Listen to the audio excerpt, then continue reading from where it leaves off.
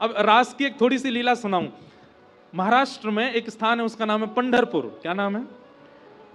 वहां पे हमारे वृंदावन चंद कैसे खड़े हैं पता है? ऐसे खड़े हैं, कमर पे हाथ धारण करके ठाकुर जी विट्ठल बन के खड़े हैं। तो श्री ठाकुर जी के परम भक्त थे श्री नामदेव जी महाराज। नामदेव जी ठाकुर जी के पास जाते और रोज कहते, बोले ठाकुर जी मैं रोज प्रसादी बना करके आपके लिए मंदिर में लेके आता हूं, वो दिन कब आएगा कि आप प्रसादी पाने मेरे घर खुद आओ? ठाकुर जी बोले, देख नामा, मेरा मन तो बहुत होता है आने का, पर यहां लाखों दर्शनार्थी आते हैं, सब मेरा दर्शन करने आते हैं, मैं कहीं पावे चलोगे और इनको दर्शन नहीं दे पाया तो? नामदेव जी बोले, ठाकुर जी कभी तो समय निकालो, कभी तो ऐसा योजना बनाओ कि आप घर आओ। ठाकुर जी बोले, ठीक है हम विचार करेंगे। एक दिन नामदेव जी आए तो ठाकुर जी बोले, नामा हमने एक योजना बनाई है। बोले क्या? देखो मंदिर तो बंद नहीं हो सकता और हम जब तक खड़े हैं तब तक दर्शनार्थी आते रहेंगे। एक काम हो सकता है। बोले क्या? रात्रि शयन के बाद मैं तुम्हारे घर चला जाऊंगा, लेकिन तुमको मेरे स्थान पर खड़ा होना पड़ेगा विट्ठल बन के। तुम पूरे दिन यहीं विट्ठल बन के खड़े रहना, मैं तुम्हारे घर भोजन भी पाऊंगा, आरती भी कराऊंगा, मैया से बात भी करूंगा, सब काम करूंगा, पर यहां दर्शनार्थियों के लिए तो व्यवस्था बने, तुम विट्ठल बन के बैठ जाना। नामदेव जी बोले, मैं कैसे करूंगा? बोले हम है ना, हम सिखा देंगे सब, आज शयन के बाद रुक जाना बस। तो ठीक है।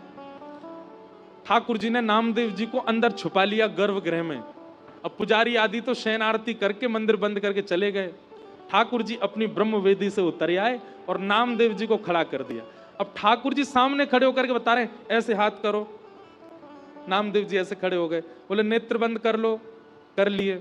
बोले अब कुछ नियम है, इनको ध्यान से सुनो। बोले बताओ नाथ। हिलना नहीं, सांस लेना नहीं, रोक करके खड़े रहो। और सुबह सुबह पुजारी आएंगे, आकर के तुमको निर्वस्त्र करेंगे तो घबराना नहीं, क्योंकि रोज मुझे भी निर्वस्त्र करके अभिषेक किया जाता है।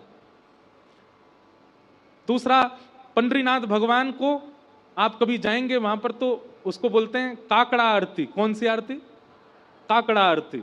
उसको मंगला आरती बोलते हैं। जैसे हमारे यहाँ मंगला है, ऐसे पंढरपुर में होती काकड़ा आरती, 3 बजे होती है रात में। उसमें ठाकुर जी को स्नान आदि कराते हैं। तो उसमें एक अद्भुतता देखोगे, इतना मक्खन लेंगे और लेके श्री पंडरीनाथ भगवान के मुंह पे यहाँ चिपका देते हैं और थोड़ी देर रखने के बाद फिर आरती करते हैं। आरती करके फिर मक्खन हटा लेते हैं। उनका नियम है। ठाकुर जी बोले मक्खन तुम्हारे मुंह पे रखा जाएगा, उसको चाटना नहीं, ऐसे रखे रहने देना। दुनिया भर के लोग माला पहनाएंगे, उनमें कीड़े काटेंगे, चिल्लाना नहीं। मतलब मानो नामदेव जी को ठाकुर जी बता रहे ठाकुर बनना कितना कठिन है। अच्छा, एकमात्र पंढरपुर ऐसा स्थान है, धाम है पूरे भारत में, जहां पर हर दर्शनार्थी जाकर के श्री पंडरीनाथ भगवान को गले से लगा सकता है।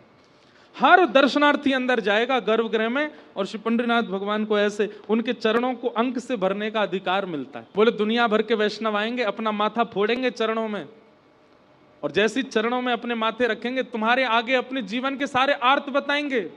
सबकी मनोकामना पूरी करना नहीं, क्योंकि सबके भाव सुन के तुमको लगेगा ओहो कितना कष्ट में, इसको पूरा कर दो। नामदेव जी बोले नाथ आप ही खड़े हो जाओ, मत आओ घर पे भोजन करने। बोले हो गई श्रद्धा पूरी?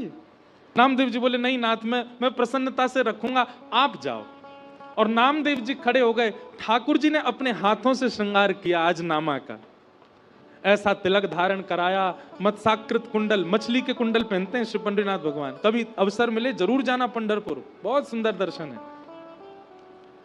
ठाकुर जी ने अपने हाथों से श्रृंगार किया नामदेव जी का, गले में हार पहनाए, पीतांबरी पहनाई, धोती पहनाई, पगड़ी पहनाई, तिलक किया, कस्तूरी का इत्र लगाया, और इत्र लगा करके ठाकुर जी खिड़की से कूद के नामदेव जी के घर चले गए।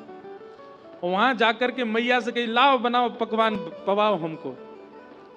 बोले नाथ मंदिर में कौन है? बोले नामा खड़ा है विट्ठल बन के। इतने में ही सुबह 3-4 बजे का मंगला का समय हुआ। ठाकुर जी प्रसाद आदि पा लिए। नामदेव जी मैया से बोले मैया चलो देख के तो आए नामदेव लग कैसे रहा है। बोले आप कैसे चलोगे? बोले मुझे सॉल दे दो। ठाकुर जी ने एक सॉल लेकर के कंधा पे डाल ली, एक सॉल से ऐसे ऊपर से कर लिया, छुपा लियो अपनो मुख, कोई को पता नहीं चले। और नामदेव जी की मैया को संग लेके उनके मंगला के दर्शन करने गए नामदेव जी के। जैसे ही कपाट खुले, सामने नामदेव जी विट्ठल बनकर के खड़े हैं, सब दर्शन कर रहे हैं और दर्शनार्थियों में खड़े होकर के श्री ठाकुर जी नामदेव जी का दर्शन कर रहे हैं और दूर से ठाकुर जी बलैया ले रहे हैं, आहा मेरो नामा कितनो प्यारो लग रहा है, मेरो नामा कितनो चोखो लग रहा है। एक एक करके सब भीतर जाकर के प्रणाम करने लगे।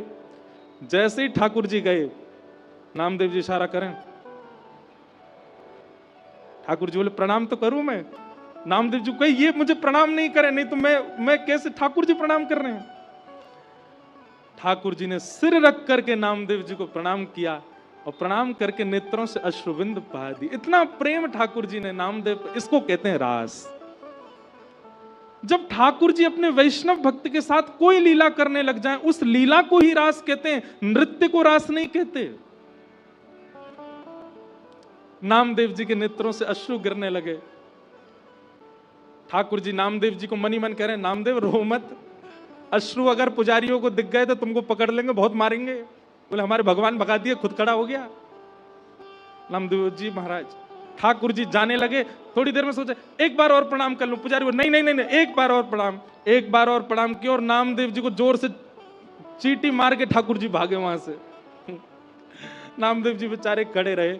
आज भी नियम है, साल के 365 दिन में से एक दिन ऐसा आता है, उस दिन पंडरीनाथ भगवान, उनको नामदेव जी कहकर के पुकारा जाता। उस दिन ऐसा भाव है कि नामदेव जी ही खड़े हैं और दर्शनार्थी, सब दर्शनार्थियों को प्रणाम किया जाता है। क्यों?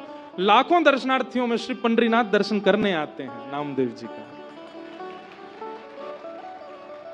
ऐसे श्री पंडरीनाथ भगवान। तो आप उनको सजा रहे हो, आप उनको खिला रहे हो, आप उनको नहला रहे हो, आप उनको बैठा रहे हो, आप उनको कीर्तन सुना रहे हो, आप उनको भजन सुना रहे हो, ये सब रस है। लेकिन काउ दिन आप मंदिर में गए और ठाकुर जी अलाप लेकर के कुछ गा रहे हैं, वो रास है। ठाकुर जी आपके कंधा पे चढ़ गए, ये रास है। आप थाली धर के आए, पूरी प्रसादी पा गए, ये रास है। इसको रास कहते हैं।